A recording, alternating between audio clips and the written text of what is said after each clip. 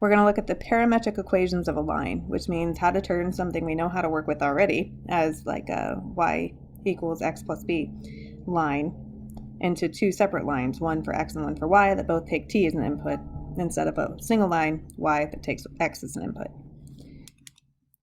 So looking at the summary, we have the equations x equals x naught plus at and y equals y naught plus bt. This is taking any t input. And this has x naught and y naught. A and b are constants. A does not equal 0 because that would be a problem in this equation right here. Describe a line with a slope b over a passing through the point x naught, y naught. If a does equal 0, then we have a vertical line, a straight up and down line, where the slope of the line is undefined.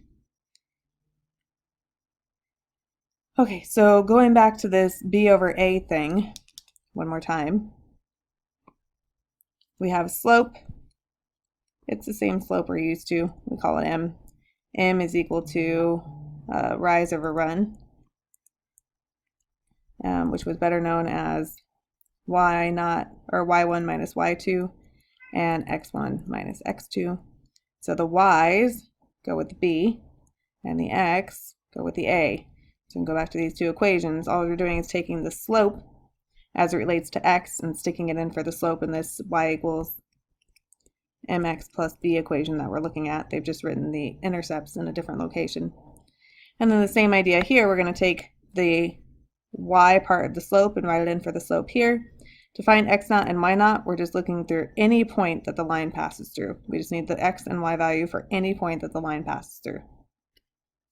So going to a line, we have this one, unfortunately, gives us the answer, but pretend it didn't. How do we go back from the very beginning? We need 2 points on this line that work for us. So it looks like we have a point here and we have a point given here. So this point, that's -1, comma 0. And this point is 2, comma 1. So if we're figuring out the slope, that is 1 minus 0 over 2 minus a -1.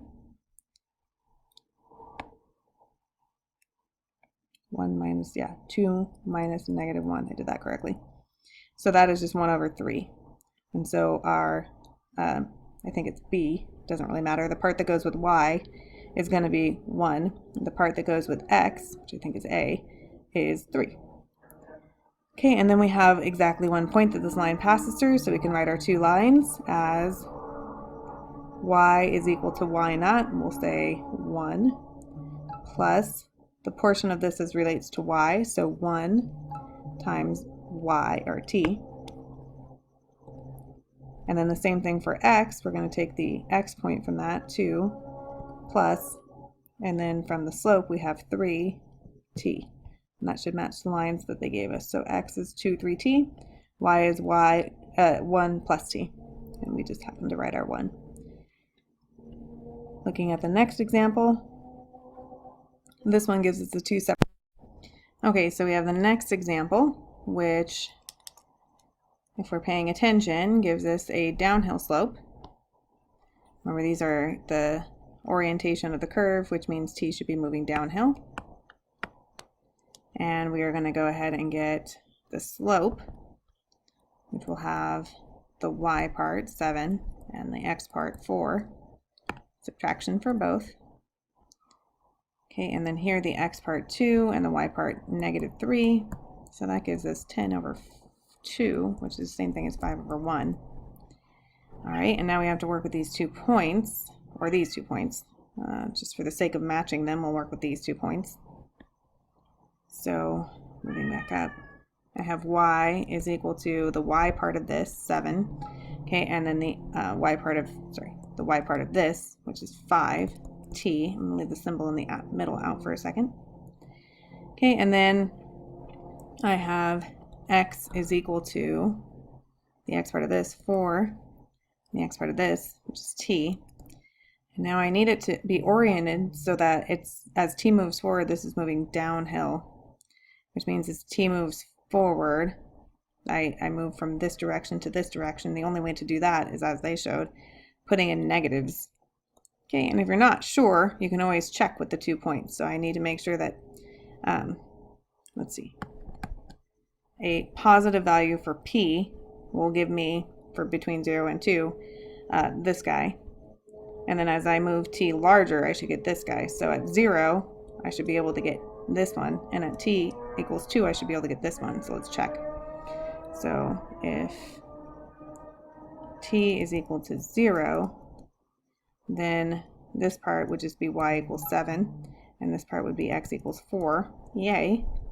Now if t is equal to 2, now I would get 7 minus y is equal to 7 minus 5 times 2, which is better known as negative 3. And x is equal to 4 minus 2, which is better known as 2, and that better match this point down here. It does.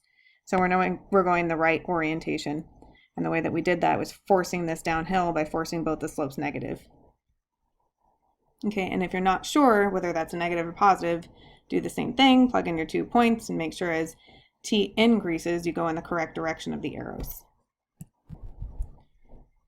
Okay, so that lets us move on to parabolas.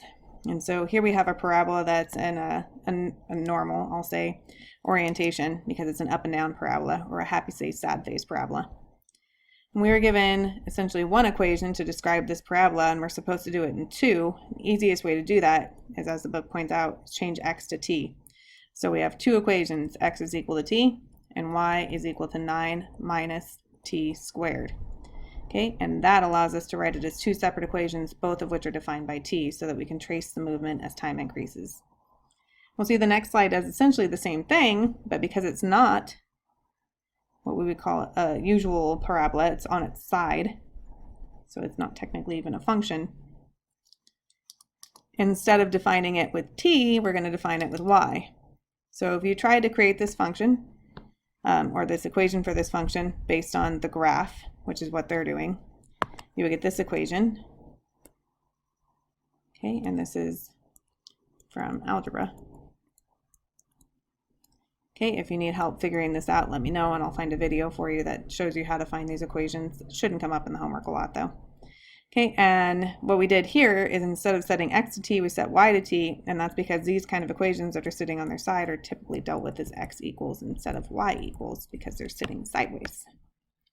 But it's the exact same idea. Once you have your x equals y minus 5 squared plus the square root of y equation, all you do is redefine y to equal t, and that lets you rewrite x in terms of t. And now I have 2 equations that are separate, both defined in terms of t, and that allows me to trace the movement of this object as t increases. Okay, the next video will deal with the derivative for parametric curves.